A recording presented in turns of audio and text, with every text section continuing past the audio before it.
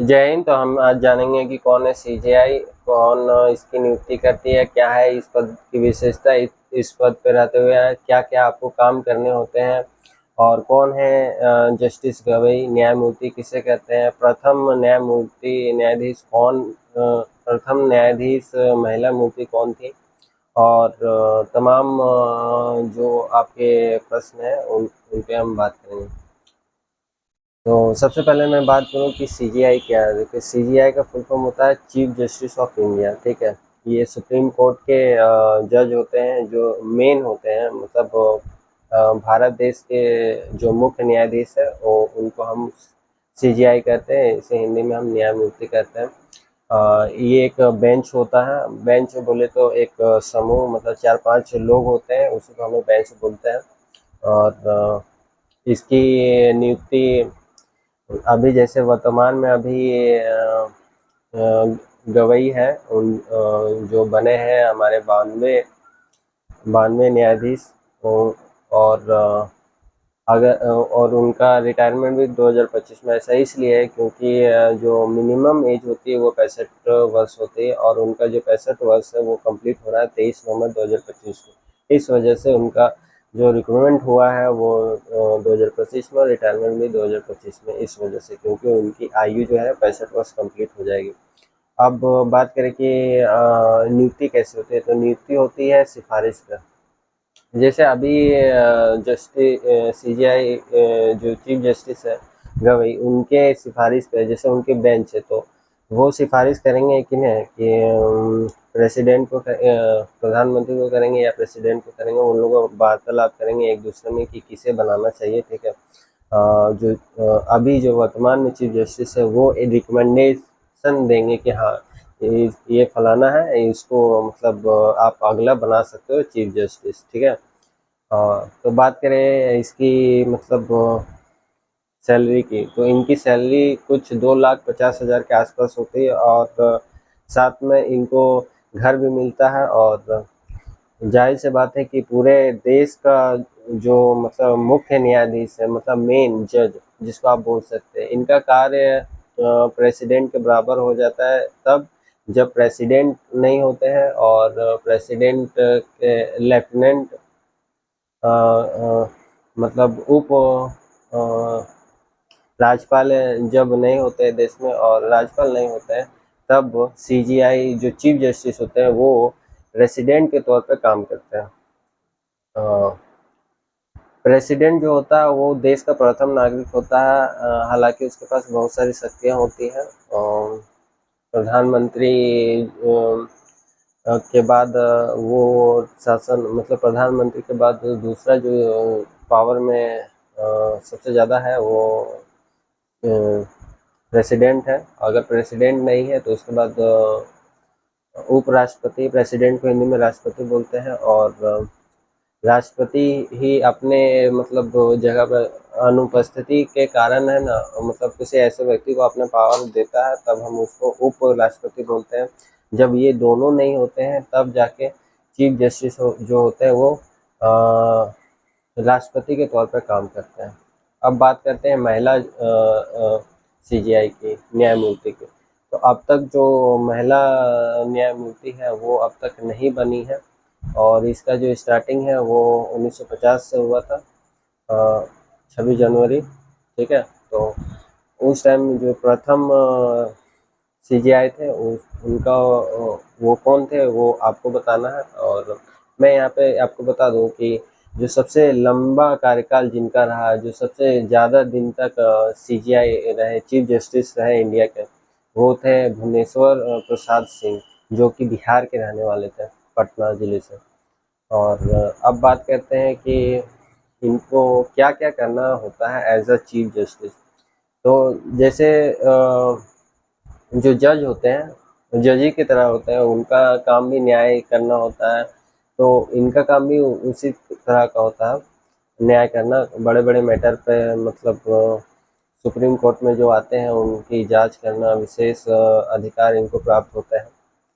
और इस पे आपका क्या कहना है हमें ज़रूर बताएं। और आपसे मेरा एक सवाल है, क्या चीफ जस्टिस आप बनना चाहोगे? अगर बनना चाहोगे तो क्या-क्या मतलब वो एलिजिबिलिटी क्राइटेरिया जो है आपको पास करनी होती है, इसकी जानकारी आप ज़रूर लें।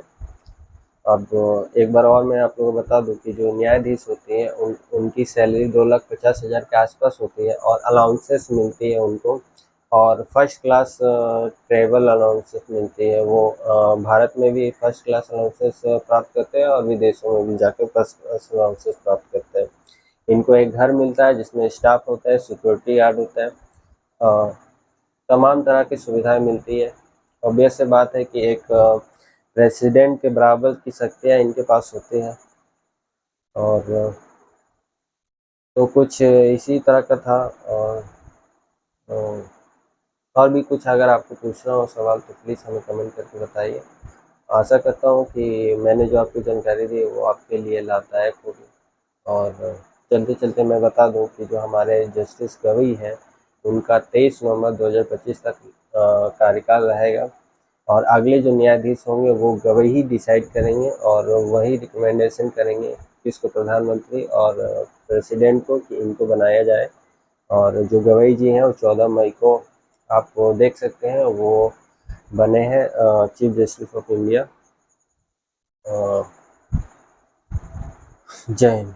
Thank you so much. मूर्ति भूषण रामकृष्ण गवई भारत के 52वें मुख्य न्यायमूर्ति कहलाएंगे। इस समय सभी को इंतजार है माननीय राष्ट्रपति महोदया का। ये दृश्य जस्टिस गवई के परिवारजन और माननीय प्रधानमंत्री जी के साथ मौजूद माननीय लोकसभा अध्यक्ष, माननीय रक्षा मंत्री और इन्हीं के साथ केंद्रीय मंत्रिमंडल के अन्य सदस्य भी दरबार हॉल में मौजूद हैं।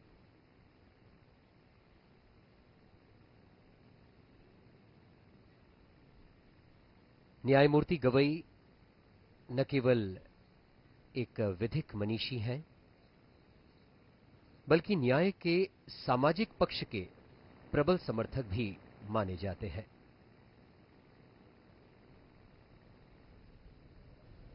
उनका कार्यकाल न केवल विधिक दृष्टि से बल्कि सामाजिक न्याय, मानव अधिकारों और संविधान की मूल भावना के संरक्षण में मील का पत्थर निश्चित साबित होगा।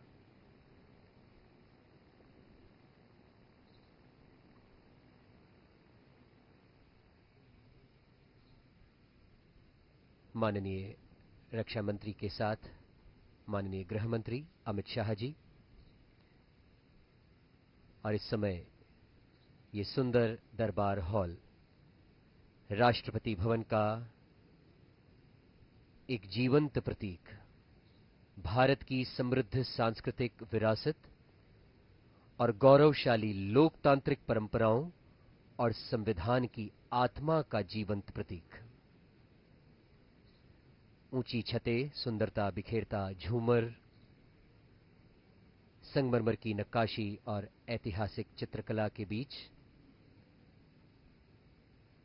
ये सब मिलकर इस दरबार हॉल को भारतीय गणराज्य की आत्मा बनाते हैं।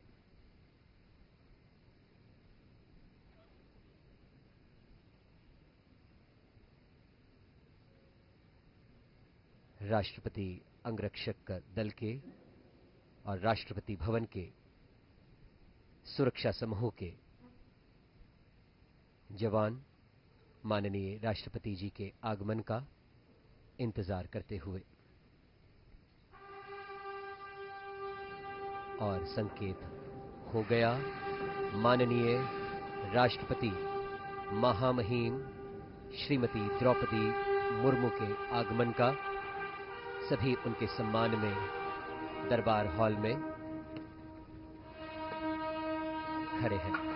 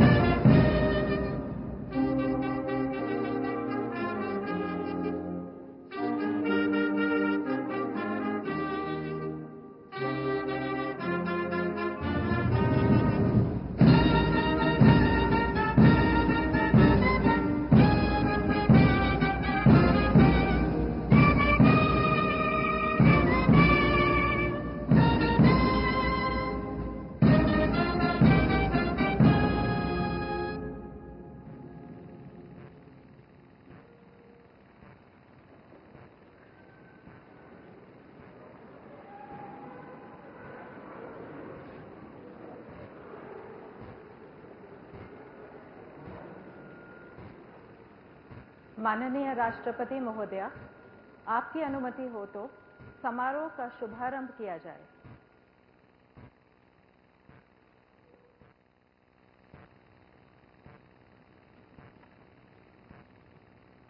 भारत के मुख्य न्यायमूर्ति श्री भूषण रामकृष्ण गवई।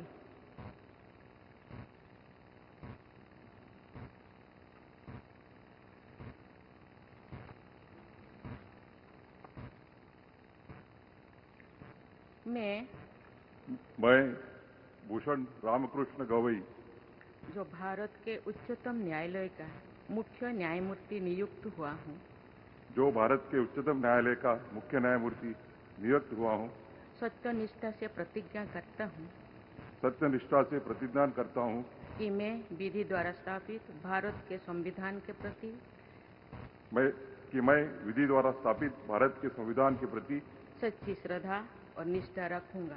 सच्ची श्रद्धा और निष्ठा रखूंगा। मैं भारत की प्रभुता और अखंडता अक्षुण्ण रखूंगा। मैं भारत की प्रभुता और अखंडता अक्षुण्ण रखूंगा तथा मैं सम्यक प्रकार से और श्रद्धापूर्वक तथा अपनी पूरी योग्यता, ज्ञान और विवेक से तथा मैं सम्यक प्रकार से और श्रद्धापूर्वक तथा अपनी पूरी योग्यता, ज्ञान और विवेक से अपने पद के कर्तव्यों का, अपने पद के कर्तव्यों का भय या पक्षपात, अनुराग या देश के बिना पालन करूंगा। भय या पक्षपात, अनुराग या देश के बिना पालन करूंगा तथा मैं संविधान और विधियों की मर्यादा बनाए रखूंगा। तथा मैं संविधान और विधियों की मर्यादा बनाए रखूंगा।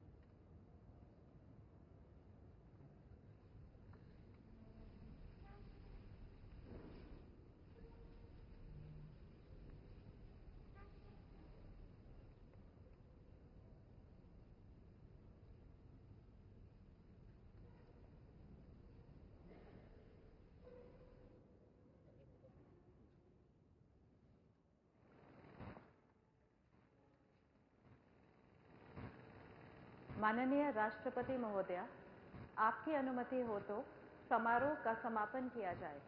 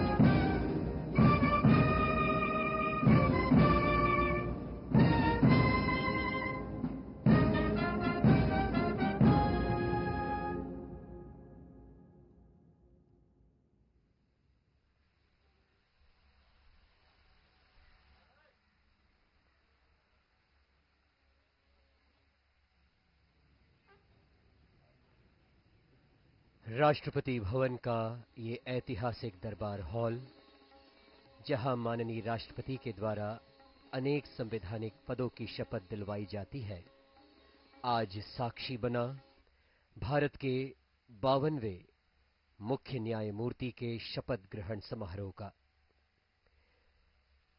माननीय प्रधानमंत्री जी के द्वारा न्याय